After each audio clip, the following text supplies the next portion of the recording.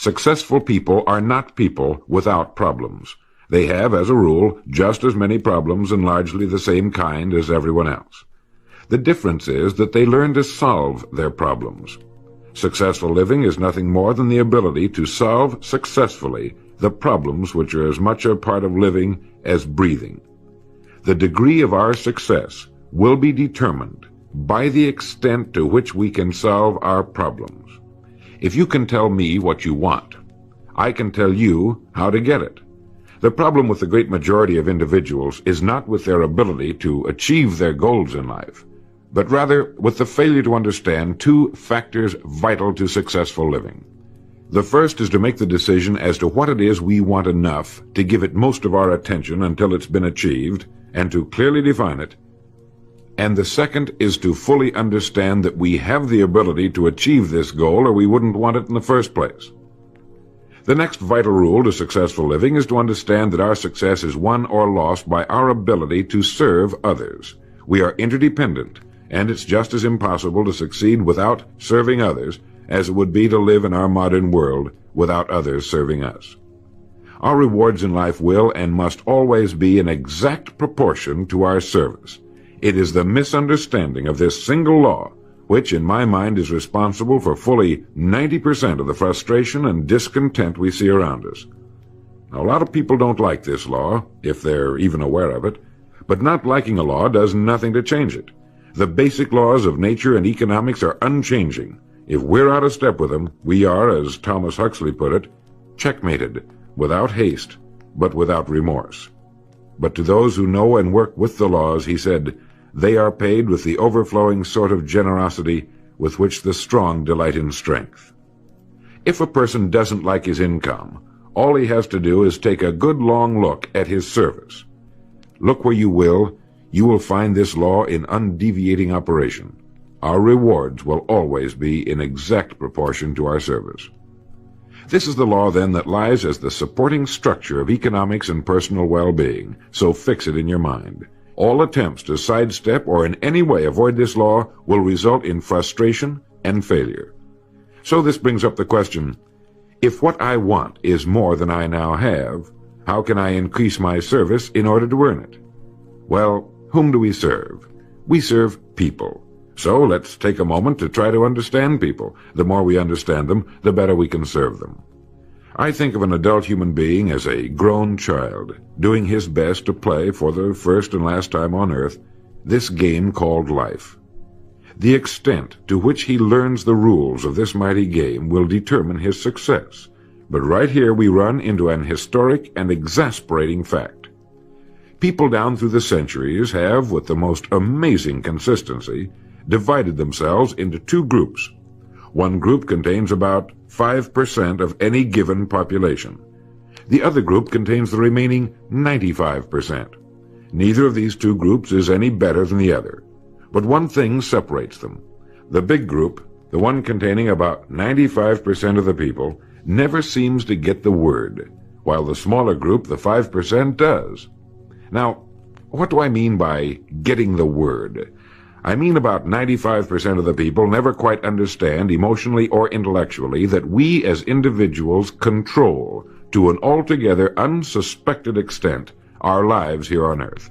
That each one of us is the architect of the structure fashioned by our years. You see, all of us want the same things, but only about 5% figures out how to get them. Within each of us burn two unquenchable ambitions: to serve importantly and to gain financial independence.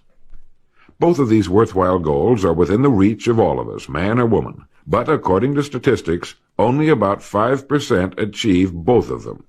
Why? Let's look at it logically. Every human being has a tendency to think, act, and talk like those by whom he is surrounded. This is environment, and it exercises an enormous influence on our lives. We've already pointed out that 95% don't seem to get the word in life. Then it follows that in the case of any given individual, the odds are 95 to 5 that he is surrounded by the larger group. And since a body in motion tends to remain in motion until acted upon by an outside force, that he will continue to conform to his group unless we can do a better job of serving him through knowledge. The failure of most people to live successfully is not caused by their lack of abilities, far from it, but rather in their failure to decide what it is they want, and understanding that our wants are governed by our talents and abilities, and that we are divided into two groups of roughly 5% and 95%, and that it's the 5% group which is successful. So here, let me give you a definition of success which, to my mind, covers the subject completely. Success is the progressive realization of a worthy ideal. That is, anyone who knows where he is going in life is a success. At the moment he makes the decision of what it is he intends to accomplish, of what it is he considers a worthy ideal, he is successful. Once this goal has been accomplished, he is again, by our definition, a failure, until he establishes a new goal toward which to work. To my mind, this is what we as human beings were intended to do, to go through life from one achievement to another, and to finally come to the end of our road here on earth, still reaching, still working toward a new and better plateau on which to stand. For this is to live and live completely, to know as much as we can know, to serve as much as we can serve, to accomplish as much as we can accomplish. Well, since success is the progressive realization of a worthy ideal, why are we faced with only 5% who can be called really successful?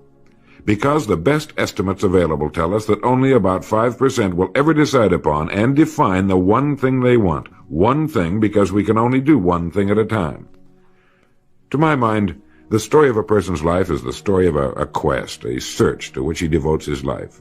We know that the happiest people on earth are those who know exactly what it is they seek and set boldly out to find it. And while we're all dreamers, the fortunate ones are those who have found a dream so exciting and worthwhile that they'll devote a part or all of their lives to making that dream come true. But while all dream, by far the great majority, that 95%, never realizes that a persistent daydream is often the point on which we should set our compass, the place toward which it is meant for us to journey. The tragedy is that the great majority shrugs off this built-in direction finder and returns to the wide, visible, well-marked road in life which they feel must be the best road because it carries the heaviest traffic. Well, let's make this point clear. The road in life with the heaviest traffic is not the best road to follow, for it is the road of the 95%. It is the road with no more opportunity, and with 19 times as much competition. Of all the billions of human beings who've lived on Earth, all great advances, all great ideas have come from just a handful, a few thousand out of billions. Now, how have the people as a group reacted to the great ideas? Every great leader and thinker, from Socrates to the Wright brothers, has been scorned, ridiculed, poisoned, imprisoned, stoned, pilloried, burned at the stake, or crucified. Mankind as a group has made a consistently grisly game of tormenting his saviors. Why? Lack of information, lack of knowledge. It comes from following the wrong crowd. What can we learn from all this as individuals? Two things. One, to amount to anything as individuals, we've got to be individuals. We've got to have individual goals, individual thinking, individual action. And two, we must never conform to the great mass of people. We must love them, help them, for our joy and success will be determined by the extent to which we serve them. But we must never lose our individuality and identity by permitting ourselves to be submerged in this suffocating sea of indirection and purposelessness. There's nothing wrong with emulation. In fact, it's a good idea, so long as we emulate a person who represents that which we wish to become, but never the crowd, never the 95%. We are what we think about. Our minds, our thinking controls our destinies here on earth to a degree totally unsuspected by the great majority of people. When you think about it a moment, it becomes so obvious, so clear and simple. Well then, if we become what we think about, and if we can control our minds, we can pretty well tell our own future. And that's the point I want to make. That's what I meant when I said earlier that each one of us is the architect of the structure fashioned by our years. This means that if we're confused about what we wish to become or accomplish, our lives, our environment will mirror that confusion. It also means that if we know what it is we seek, that it must be accomplished. barring an act of God or a catastrophe over which we have no control, we as individuals can call our own shots for the rest of our lives. We can know what it means to go through life from one success to another, to play life according to the rules and reap the rewards. We can know what it means to have peace of mind and live calm, cheerful, successful lives. You are at this moment the sum total of your thoughts to this point, for there is nothing else you can be. And 5 years from now, you can be and have anything you set your entire mind and heart upon. Succeeding in life has always been a matter of doing that which the great majority does not do. Now let's keep this in mind as we get into this business of goals. It isn't that I want to make an invidious comparison between the 5% and the 95%, not at all. That's just the way it is. And if we don't recognize it, it will be to our cost. At the beginning of this record, I made the statement, if you can tell me what you want, I can tell you how to get it. You see, the trick is not in achieving our goals, it is in establishing them. A ship would never leave a harbor if it did not have a destination. An industrial plant would never open its gates if it did not have a product or a purpose. Football would not be played without goalposts, nor would baseball without a home plate. Every business operates for a purpose. Every game has a reason. Getting back to the analogy of our ship, if you were to climb to the navigation bridge and ask the captain the name and location of his next port of call, he would tell you immediately. There's not the slightest doubt in his mind. Can you tell anyone your destination just as quickly and in one sentence? The captain of the ship knows that he can arrive at only one port at a time. He knows that it's impossible to arrive at two. Do you know that? He also knows that his destination will be invisible for fully 99% of his voyage, but he knows it's there, and that he'll reach it, barring an unforeseen catastrophe, if he will just keep doing certain things a certain way every day. One fine morning his destination will appear on the horizon. He'll sail into port, his voyage successfully completed. When his business has been accomplished, he'll then sail to another predetermined port of call, and this will take him and his ship from one success to another for the rest of both of their lives. By understanding that he can reach only one port at a time, the owner of a ship can, in the short space of a very few years, reach hundreds of ports successfully. There'll be problems, lots of them, but they'll be solved, and the ship will steam its solitary course over the deep oceans of the world, devoting its life to accomplishing its mission and contributing its share to the welfare and economy of the world.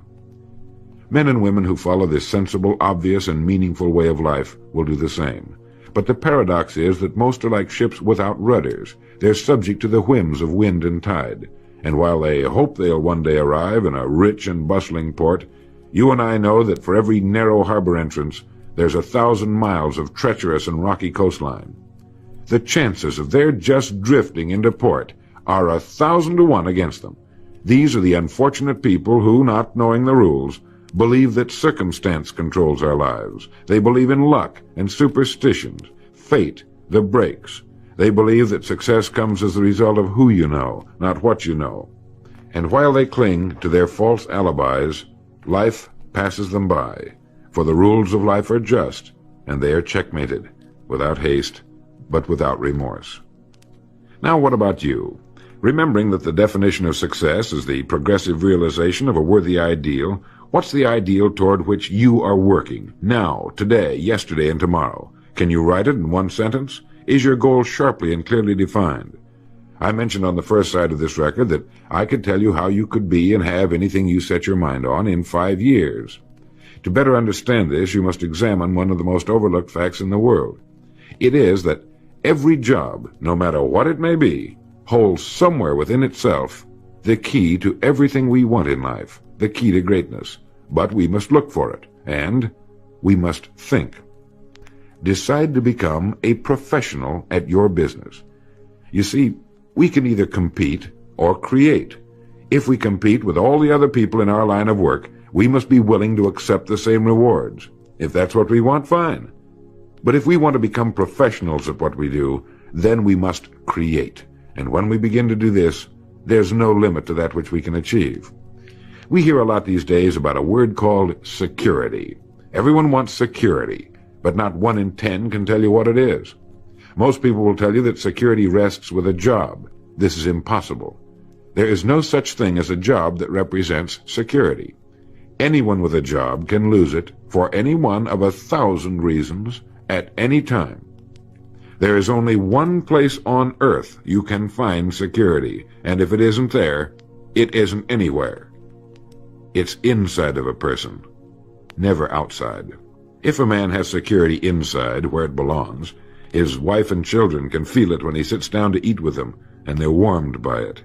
If a man has security inside, where it belongs, you can see it walking down the street, and you can feel it when he enters a room. That's security, and you can't take it away from him. You can take away his money, his home, everything but a wife who's willing to start over, and most of them are, and drop him anywhere in the country.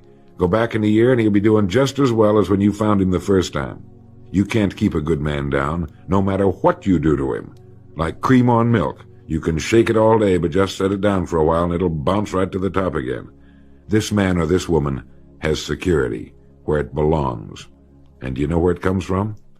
It comes from doing what we do for a living surpassingly well. It comes from being a pro in a world of amateurs.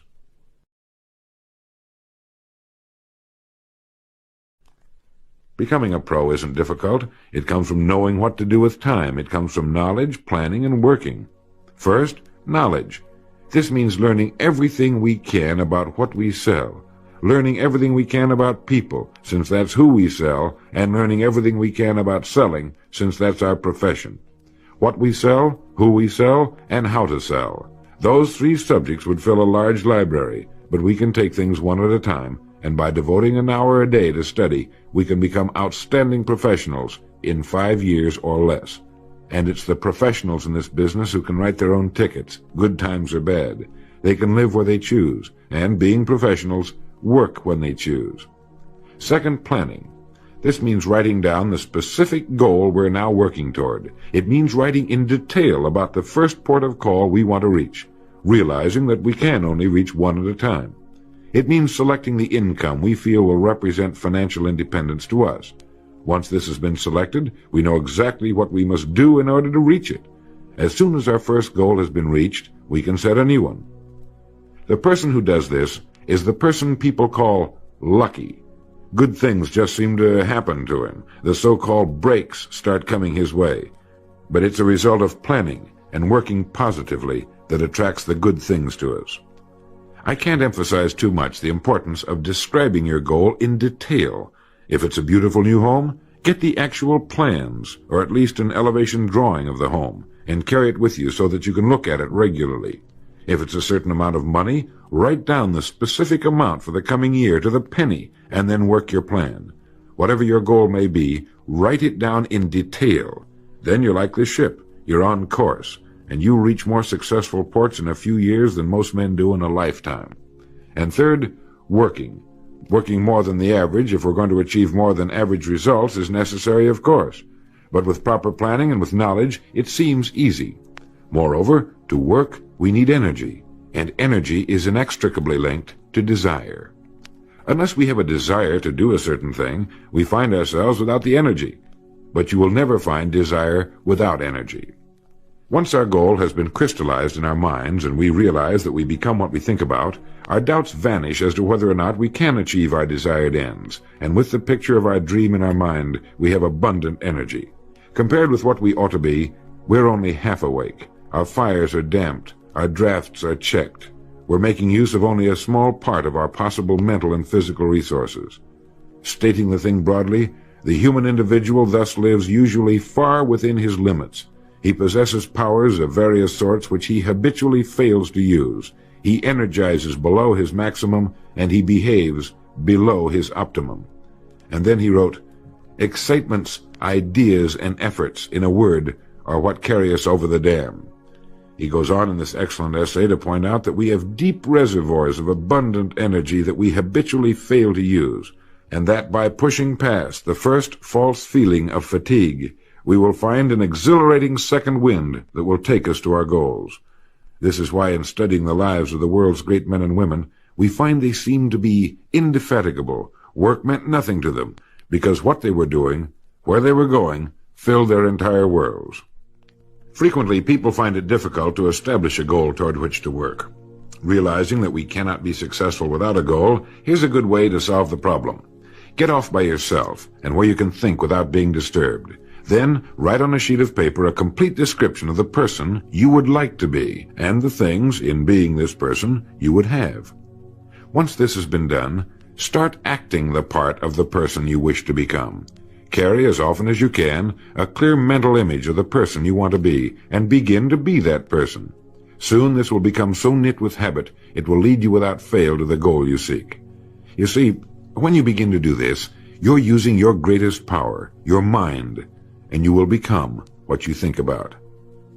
The only thing about a man that is a man is his mind. Everything else you can find in a pig or a horse. Think about that line until you know what it means. The only thing that sets us apart as human beings is our divine minds. Everything that means anything to us, our love of our families, our faith, our dreams, our talents and abilities, our religion, everything we know, is connected to us solely through our minds. Our minds represent our hope and our future. Yet, as a rule, it is the last place the average person will turn to for help. Your mind contains riches beyond belief, but you must prospect this rich and largely unexplored continent. And the only way it can be prospected is by systematic study and systematic thinking. Your mind is like a muscle. It will develop only to the extent that you use it, no more. By devoting an hour a day to study, you're building your mind into a powerful and creative servant. If you only do this 5 days a week, it comes to 260 hours a year. That's 1,300 hours in 5 years, or the equivalent of 162 8-hour days devoted to study and research. Believe me, if you'll do this, in 5 years you'll be one of the most accomplished professionals in your field, and you'll have the world on a string. You will virtually be able to write your own ticket. The average man works 8 hours a day, about 50 weeks a year, for 40 years. That's time enough to become great at anything. The time will pass anyway. We might as well reap the rewards. So now, let's sum up and reduce the whole thing to a workable formula, a set of rules for this game of life that cannot fail to take us to where we wish to go. The first and most important thing to remember is the rule that controls our life. We become literally what we think about. This means that we must establish a worthwhile goal toward which to work, a goal that will occupy our minds most of the time. This goal should be written out or illustrated. We should look at it and restate our purpose every morning, every night, and as many times during the day as we can. We must fully understand, emotionally as well as intellectually, that whatever it is we set our heart upon will become real in our lives. We must also remember the law that lies as the basic foundation for all economics and personal well-being as well.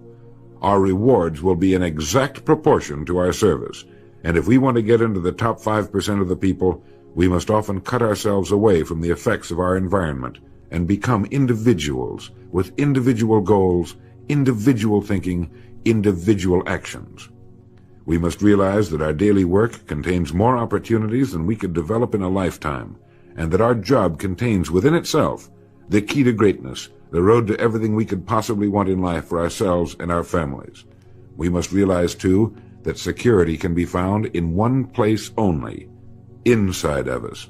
If it isn't there, it isn't anywhere. And the only road to security lies in doing what we do for a living surpassingly well. And lastly, that we must become professionals at what we do, and that becoming a pro involves knowledge, planning, and working. Knowledge of what we sell, who we sell, and selling. Planning by establishing the goal, which automatically establishes our work pattern. The great salesman is like the great golfer. It looks easy the way he does it, because it is easy the way he does it. But it took time, dedication, and work in its accomplishment. Is it worth it? You bet it is. P.G. Hamilton once wrote, "Let's be different. A strong life is like that of a ship of war, which has its own place in the fleet and can share in its strength and discipline, but can also go forth alone to the solitude of the infinite sea. We ought to belong to society, to have our place in it, and yet be capable of a complete individual existence outside of it. And remember the strangest secret, will you? You are now, and you will become, what you think about."